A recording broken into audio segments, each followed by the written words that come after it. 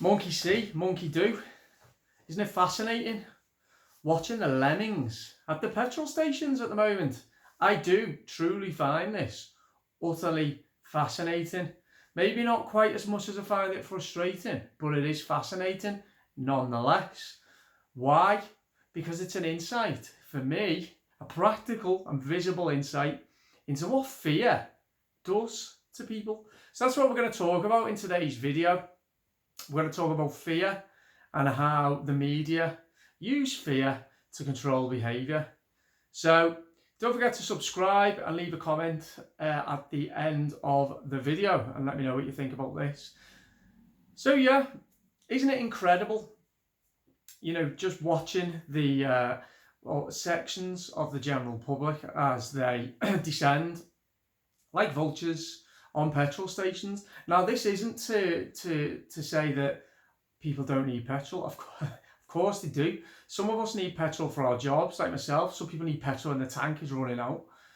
And of course, people need petrol to actually get to their jobs as well. But the fact that I haven't driven past the petrol station since this ridiculous story broke, and it hasn't even been completely out of fuel or snowed under with lemmings, zombies, and parasitic members of the public, that to me is evidence enough that there are many people going to get fuel who don't need it. Otherwise, why would there be such a backlog all the time?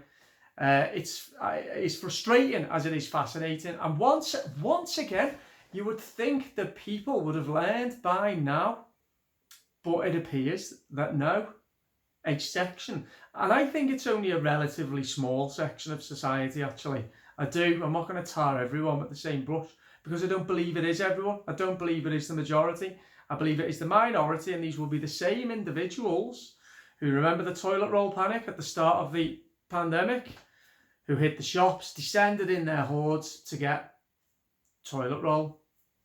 So this is what we're dealing with. Like I say, fascinating to watch. And fear, what does fear do? How does it affect people? Well, as we know, fear has been weaponised by the government and by the media.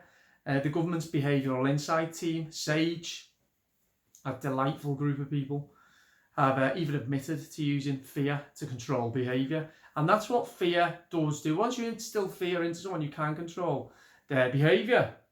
You can make them lose their minds via a process called menticide, where they literally can't think for themselves, lose all concepts of rationality, of applying logic, lose empathy. We've seen that. But I think what I'd say probably the biggest effect it has on people, fear, is it makes them selfish. My girlfriend Sarah, she told me the other day when she was at the petrol station, when she actually did need some fuel, and she said there was somebody there who was filling up a couple of jerry cans with fuel. I mean, what goes through the heads of these people? Like, seriously, what goes through the heads of these people? Do they not stop and think for a minute? Well, you know, what would be the situation if everybody was doing what I was doing? But quite clearly it doesn't. So consumed they are by the fear. So consumed they are by just the message of the media and their inability to look beyond the headlines and look to see what actually may be going on. And of course, what are the media also doing at the moment? Well, in my opinion, they're trying to stoke division again by trying to possibly pin the blame of this on one factor, which is Brexit.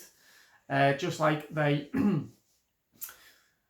create a situation, I think, where many members of the public have been conditioned to filter a reason why something's happened just through one lens.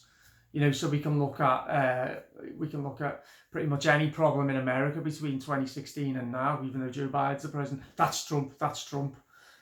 So you've got a cough. That's COVID. You've got to stay home. You've got to lock yourself away. Queues at petrol stations. That's Brexit.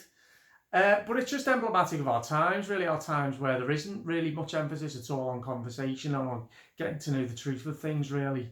That the reason for the situation that we have right now is quite possibly, in part, probably a small part, due to Brexit, along with a hell of a number of other factors. Or it may not be due to Brexit whatsoever. But that's not really what this video is about. I'm not going to go into the political side of things.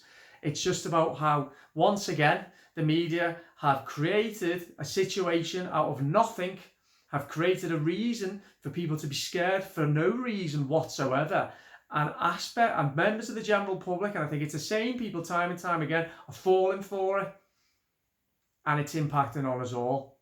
So yes, I find it frustrating, but I find it incredibly fascinating. I find it incredibly frustrating as well. I'm just checking how much time I've got left. Oh yeah, I've got lots of time.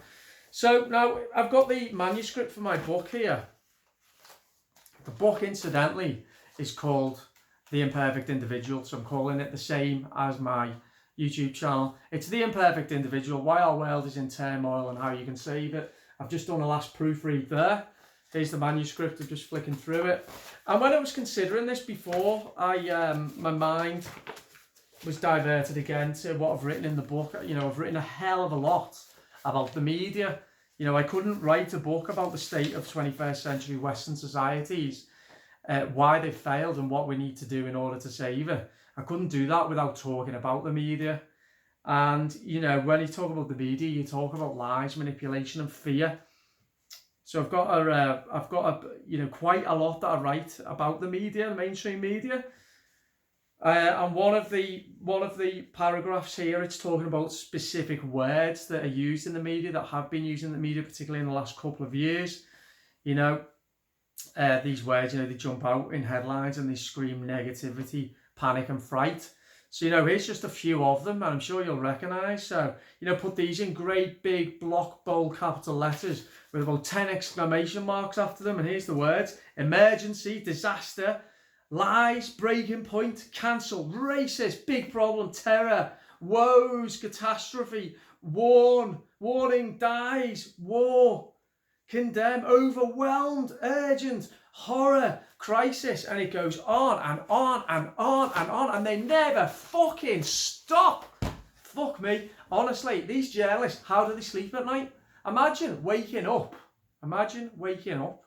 You're a journalist, you're working for the BBC or Sky, think, right, okay, I'm getting my 100 grand salary, what am I going to do today? I am going to go and purposefully lie about a situation that doesn't exist to create more fear and more division in order so that society can destroy itself even more than it did yesterday. How do these journalists live with themselves? Well, I would suggest, actually, as the tide is turning, as those of us in society who haven't lost our fucking minds, who have retained a degree of sanity and a degree of empathy and altruism, as they have woken up to what is really going on, I wonder now whether some of these journalists, I don't stop at journalists, I talk about politicians, media, some teachers, NHS possibly as well, I wonder whether they can sleep at night.